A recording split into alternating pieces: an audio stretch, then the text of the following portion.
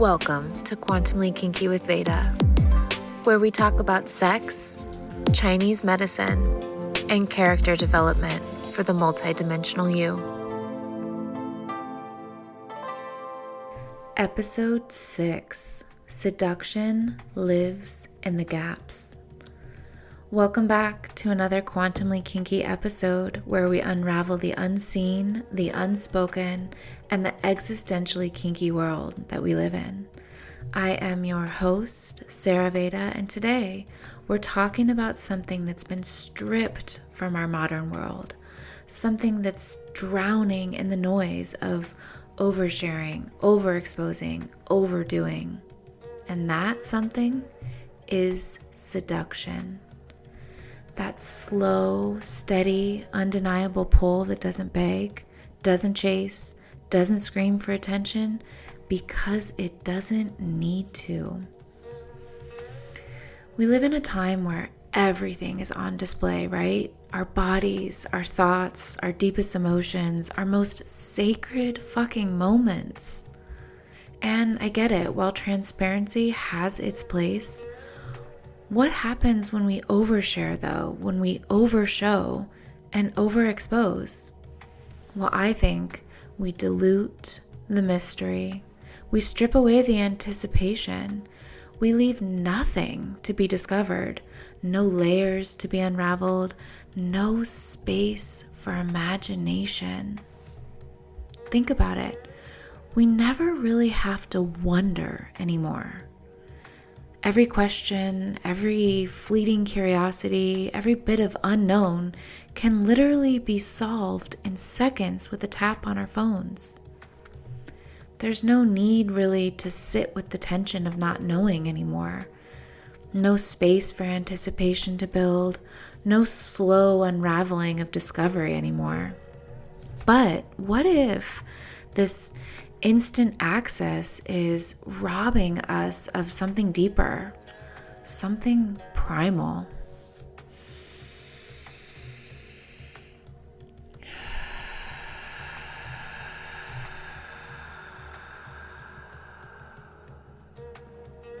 That's right, babe. I hope you took a long, slow, deep breath with me. Seduction, it's not just about attraction. It's about the pull of the unknown, the delicious ache of curiosity, the way desire grows in the space between the question and the answer. And without mystery, without any time to linger in the what if, I just wonder if we have lost a crucial element of what turns us on, not just sexually, but in life, you know? The human experience, it's meant to unfold over time. And this instant gratification programming, it's really just programming us to be a bunch of unsatiated dopamine addicts, easily indoctrinated by a swipe up, a swipe left, a swipe down. And it's interesting because this shift hasn't affected every generation in the same way. Gen X remembers a world before the internet, where wonder was a way of life. You had to wait for the answers. You had to wait for the calls on your long, coyly corded landline from a lover. You even waited for your favorite song to come on the radio. And us millennials, well, we were the last to straddle both worlds, feeling nostalgic about the mystery slipping through our fingers. But Gen Z, they've never known a reality where an answer wasn't a click away. And I just wonder, how does that shape their experience of desire, of connection, of seduction? How is it currently shaping all of ours? And how will this continue to affect generational intimacy, relating to each other, and kinks? When the unknown is erased on demand, What happens to the longing that makes life feel electric? Well, I guess we're finding that out every day. But what I do know is there is a huge benefit of being turned on by the mystery. The curiosity of our human experience keeps us engaged. It keeps us alive and deeply in relationship with life itself. If we stop chasing instant answers and instead learn to savor the unknown, I'm confident we will experience the world in a more sensual, turned on way. What I like to call kinking out on life. Think about it. What makes a kink dynamic so electric? It's the tension, the anticipation, the dance between knowing and not knowing. It's the build up. Well, the same principle applies to everything. Our relationships, our creativity, our desires, our spiritual path. When we let go of the need for immediate gratification and instead sink into the delicious ache of wondering, well, we open ourselves up to deeper pleasure, because wonder is an aphrodisiac. It keeps us curious, playful, and present instead of numbed out and overstimulated. The people who are most lit up by life, they aren't the ones who know all the answers. They're the ones who stay open to the mystery. And I'm sure you've heard that saying, if you're not in awe, you're not paying attention. And I believe it. Reclaiming seduction in an instant answer world, it's not just about better sex or more exciting relationship. Although, of course, those are obvious perks, but it's about reawakening our connection to the unknown, to possibility, to the wild pulse of what being on planet Earth right now really is. It's about living with the kind of deep, embodied arousal that comes from not needing to grasp at life, but letting it unfold in its own time. And letting it unfold on its own time, well, we know exactly how to do that. Cue in our kinky subcontract and daily devotional 2 questions. So, when we kink out on life, when we let go of the need to control everything, we become more available for the magic, the play, the desire, the depth.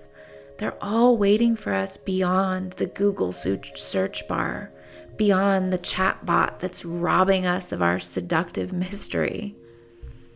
Seduction? Real seduction is all about space.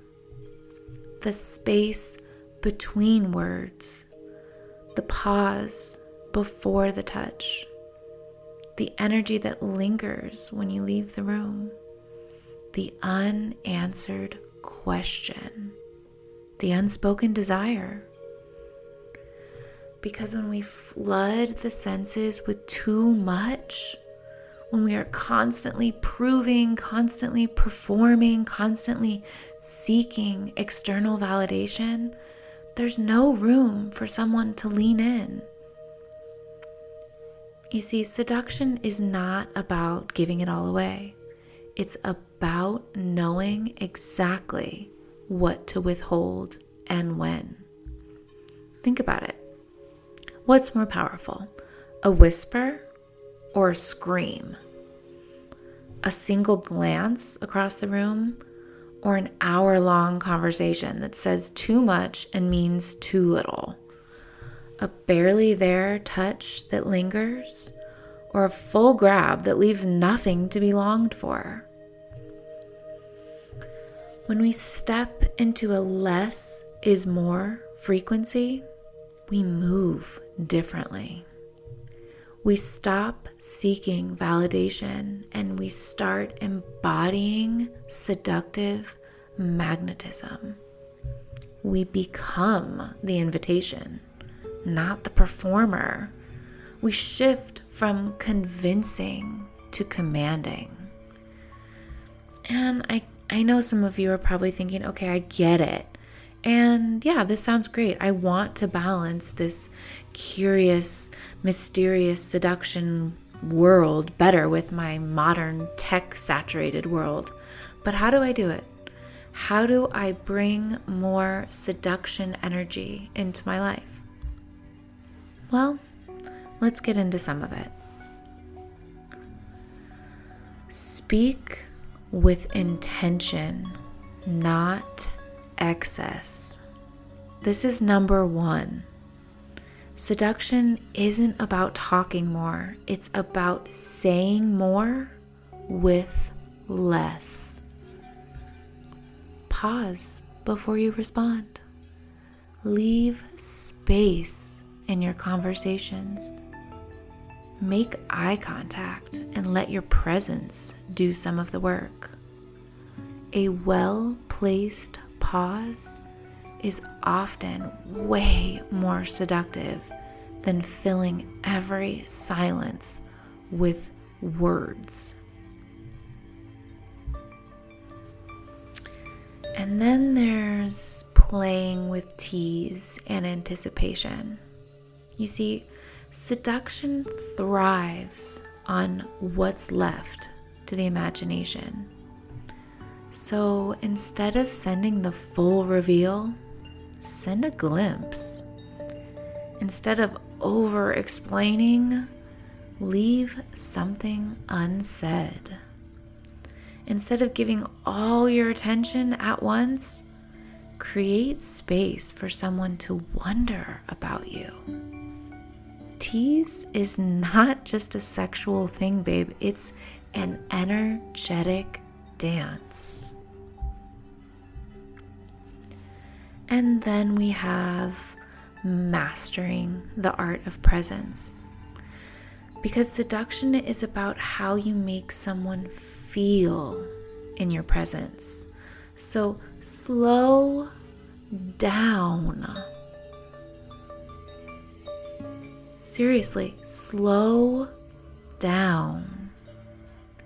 Be intentional with your movements. And when you listen, really fucking listen. Give your full energy when you choose to, then pull it away just enough to leave them wanting more. And then we have this idea of dressing and moving with an aura of mystery. Your body, your style, your presence, how you show up in this world, it's telling a story. So instead of showing everything, leave something to be discovered. Instead of dressing to seek validation, dress in a way that makes you feel irresistible. Move like you own the space, not because you demand attention, but because your energy naturally draws it. Seduction isn't about being the loudest in the room. It's about being the one who lingers in someone's mind long after you've left. And lastly, it's time to shift from seeking attention to holding power. Most people waste so much energy chasing validation when we could just be cultivating magnetism. When we stop oversharing, people lean in. When we stop over-explaining, people listen more closely. And when we stop seeking approval, we radiate self-assurance. And that, well, come on, that's a magnetic turn on. So let's take it a step further now. Seduction, it's not only confined to romantic or sexual energy. It's actually a gateway to multidimensional living. It's the interplay of energy, mystery, and presence.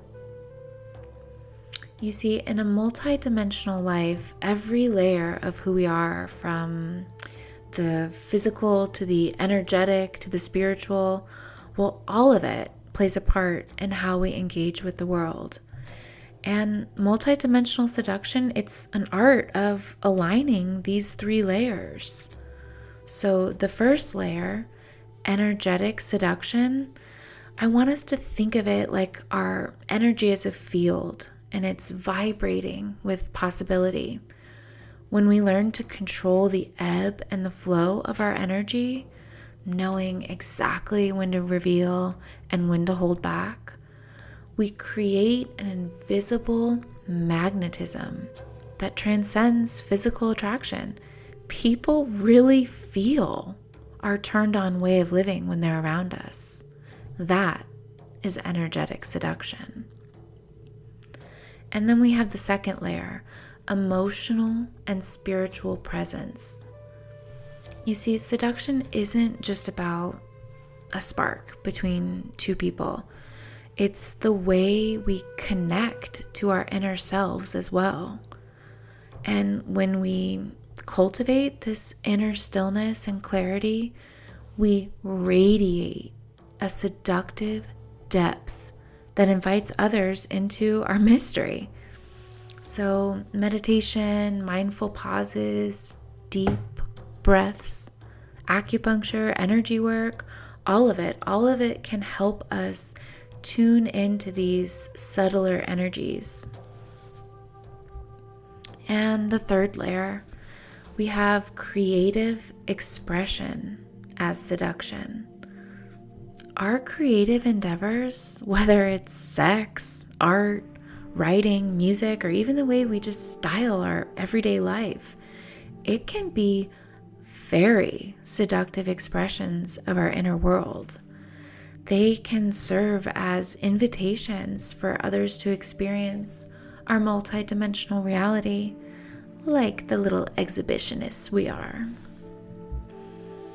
So you see, living multidimensionally is seductive. A life lived with intention is also inherently seductive. When we embrace the paradox of our light and shadow, well, that's seductive. Just as a masterpiece is really defined by its contrasts, our authentic self includes both what is seen and what remains hidden. The interplay of our light and our shadow and our personality, it creates an allure that is both enigmatic and inviting. A life lived with intention is inherently seductive when we honor the silence and the unspoken. We're living in a culture that demands constant communication. And because of this, silence has become a rare luxury, a canvas upon which the most compelling stories are painted. So let's allow more moments of quiet and introspection to define our space, because this not only nurtures our inner self, but it leaves room for other people to project their own fantasies, and that's yum. A life lived with intention is inherently seductive when we engage in intentional rituals. And together, we are building some of these quantumly kinky rituals that connect us with our expanded multidimensional selves. Whether it's our simple morning 2 questions, or whether we're elaborating with a magic ceremony to mark big transitions in our lives. Rituals are a very seductive part of existence. regardless of the time period that we live in. Our rituals, they ground us in our multidimensionality, and they make our presence all the more sexy. So, ritualize everything. And for the next week, I want us to explore this exercise. It's called the seductive pause. Every time you find yourself compelled to share or act immediately this week, stop. Take a deep breath, like a really long, slow one.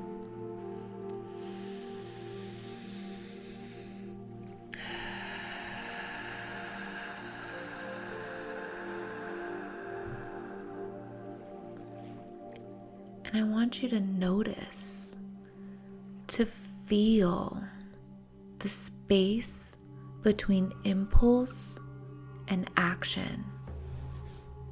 Then reflect on this pause.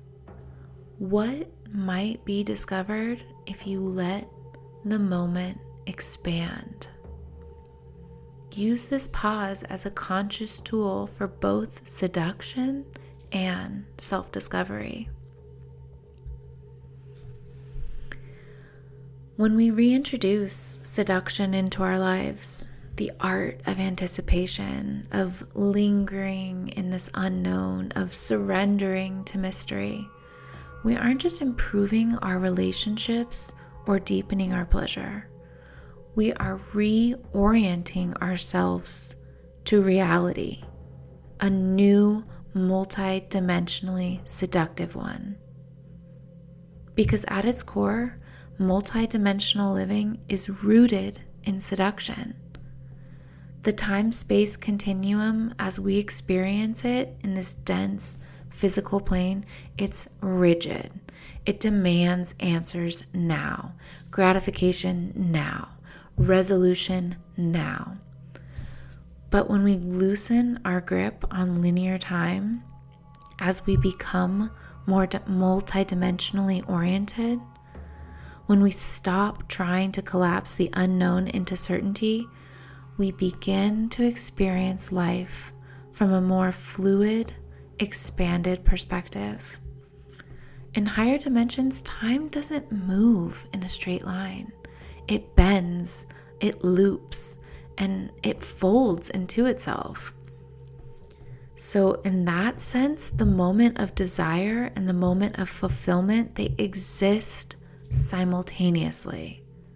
What we long for, it's already reaching for us. So the more that we lean into seduction, the playful dance of waiting, the delicious ache of wondering, the more we align with this natural flow of a multidimensional reality that isn't bound by the limitations of instant knowing,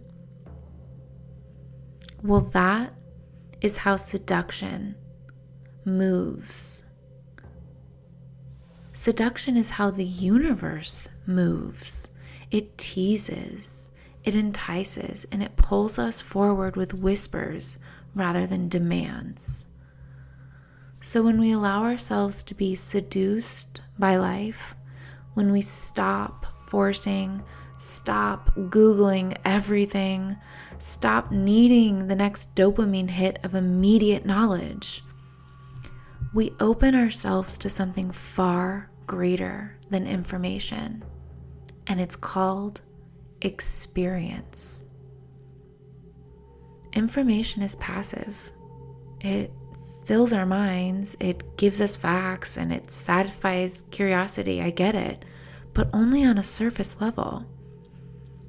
Experience, on the other hand, embodies knowledge.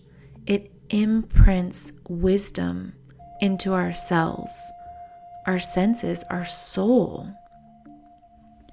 So we can read about seduction, mystery, and the art of anticipation, but until we feel the ache of longing, the thrill of the unknown, the magnetic pull of what's just beyond reach, we will not know it in our body.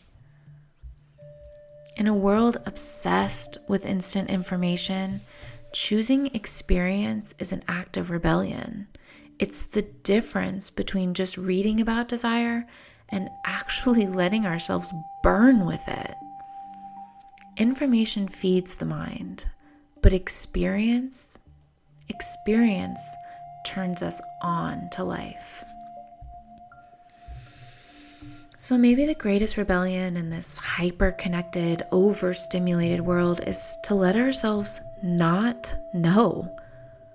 Just sometimes, just to wonder, to wait, to let life seduce us again. Because the deeper we surrender to the unknown, the more multidimensional we become. And that's a really fun place to live from. So if this episode stirred something in you, and if you're feeling the pull to reclaim more mystery, more seduction, and more of the art of not knowing, staying curious, let's keep the conversation going. Join me on my Instagram at quantumlykinky, and we're going to keep playing with this together. I'll be sharing some more potent questions that we can ask ourselves and clarify even more specific ways to integrate this multidimensionally seductive way into our daily lives. So for now, till next time.